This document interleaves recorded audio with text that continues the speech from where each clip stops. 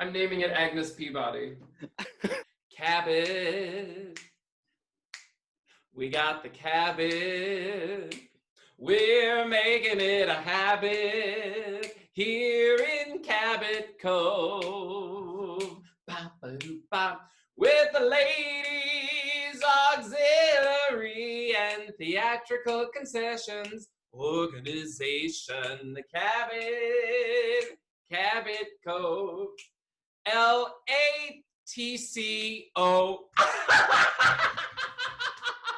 I spilled coffee on myself. Was that right? I don't know. Cabot Cove, L-A-T-C-O.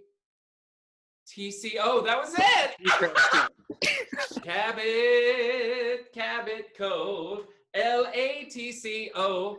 Oh, yeah. Drowned? Those poor people who died at Madison Square Garden. Never mentioned again, dead. Hello again, everyone. As you can see, I've procured a Cabot Cove rocking chair from the Cabot Cove Cracker Barrel. Here I am again with Agnes Peabody and my friend Justin. Hi. I'm Kyle, and I'm in charge of baked goods. And I'm Justin. Punch. What did you cook up today, Kyle? Well, I can see that it looks a little bit like cornbread, but I dove deep into the only recipe book that my mom has, the Better Homes and Gardens Heritage Cookbook from 1975. Look at that good eating. That feast. I went into the White House section, which sports such recipes as Old Hickory Nut Cake and Tyler Coconut Pie, Abigail Adams Beggar's Pudding with sack sauce. Wait, no, that cannot be real. That's real. Wait. Abigail Adams Beggar's Pudding with sack sauce. No. What is sack sauce, you might ask?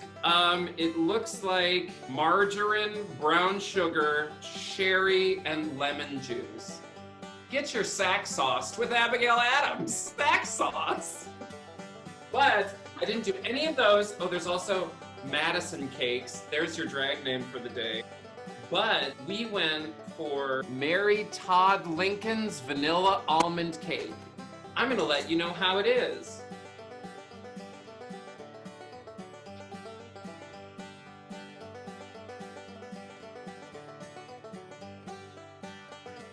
That's a basic almond cake.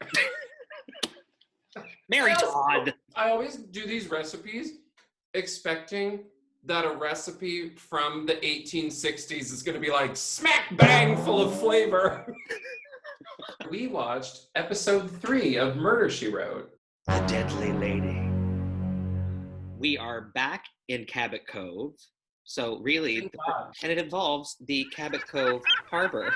We think we're at Jessica Fletcher's house. The power is going out.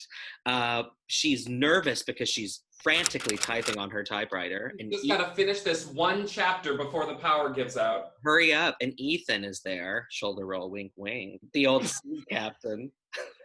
Look how awkward I am winking and shoulder rolling. Then we're taken back to a montage of Jessica jogging. I'm ready for it. Frankly, there might be a storm a-brewing, but that's no reason to forego your cardio. So Jessica, when she gets back from her morning cardio, she is greeted by what we assume is a hobo, and she takes said hobo into her house because he's looking for work. I've been hoboing for about as long as I can remember. Have you? Have you?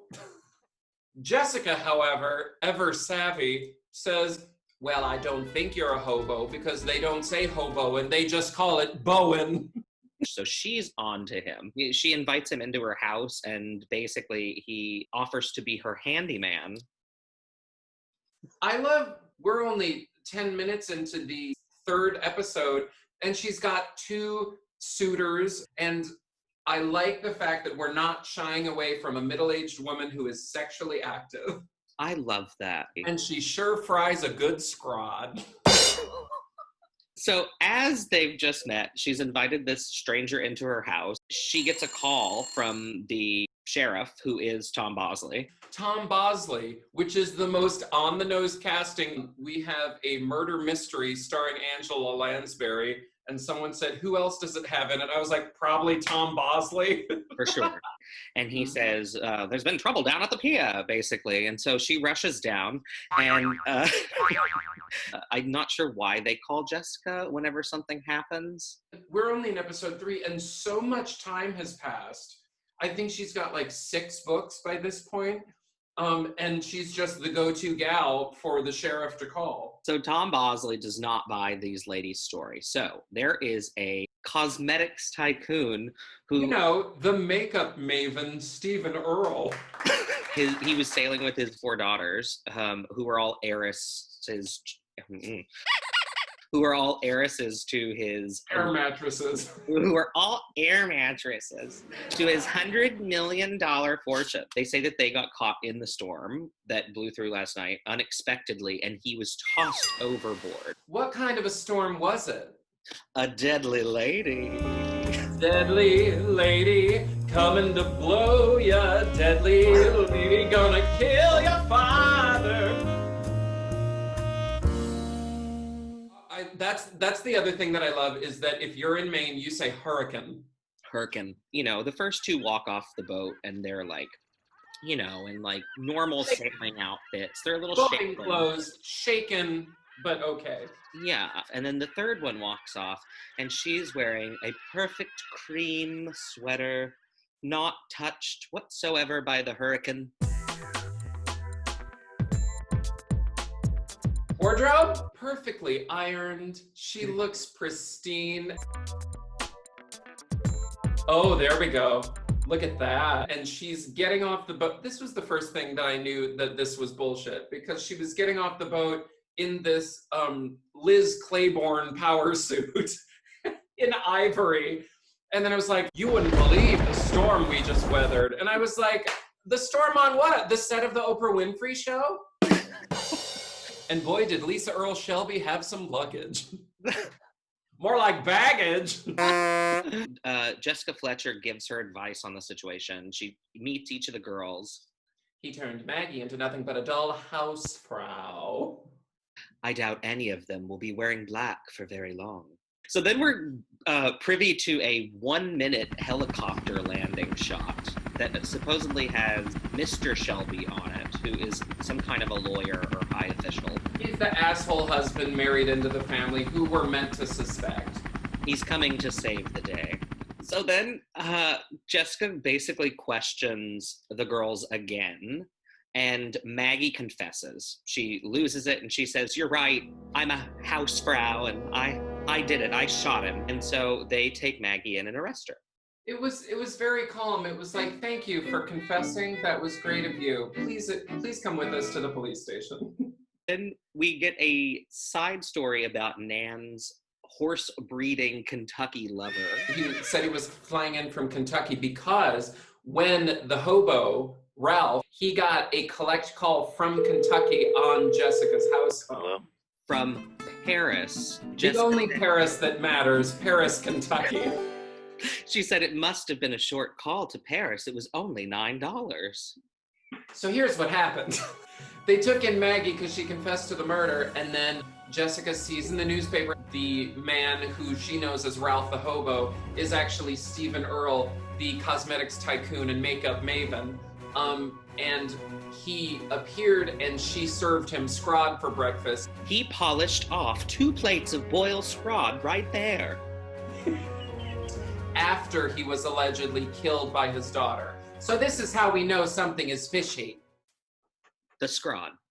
The smell of scrod ain't the only fishy thing around here.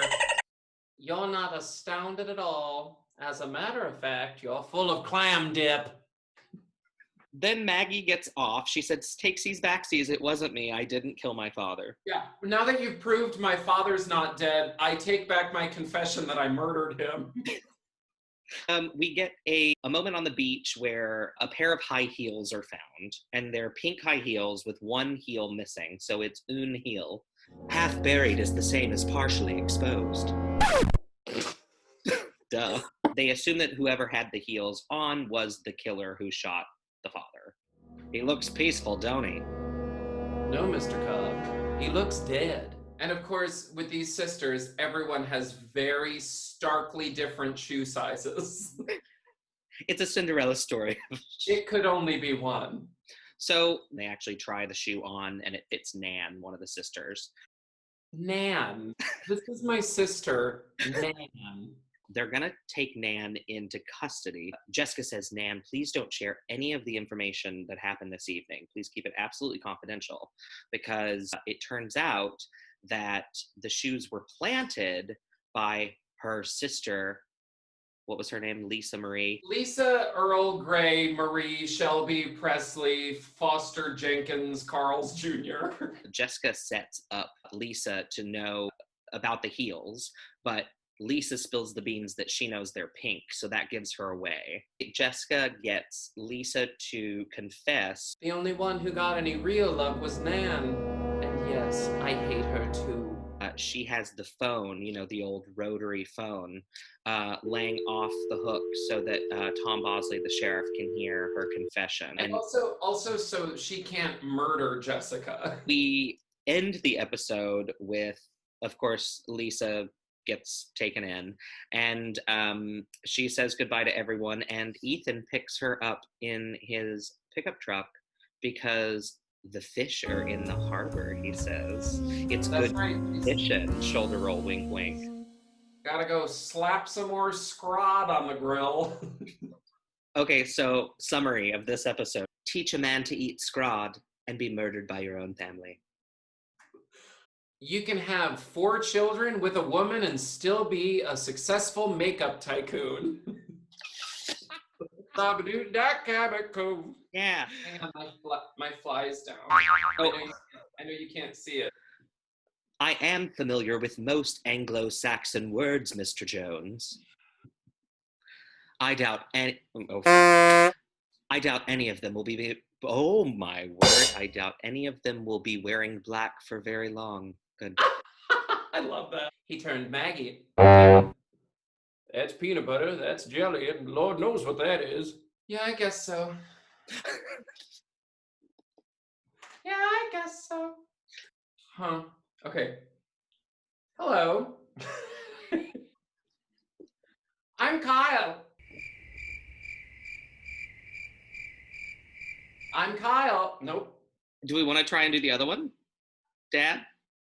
What game do rich people play on their private boat? What?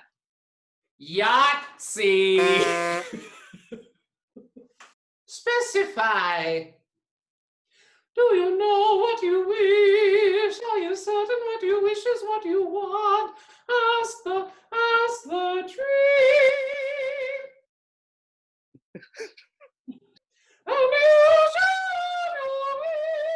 That was the hardest for Merle Louise, and it was the hardest for me. I mean, I would assume it would spark joy. It's her dead husband's pipe, but Listen, if you have the memories, you don't need the pipes, and you can take that to the bank. And you can put that in your pipe and smoke it. Put that in your pipe and give it away. La-dee-da-dee-da-doo.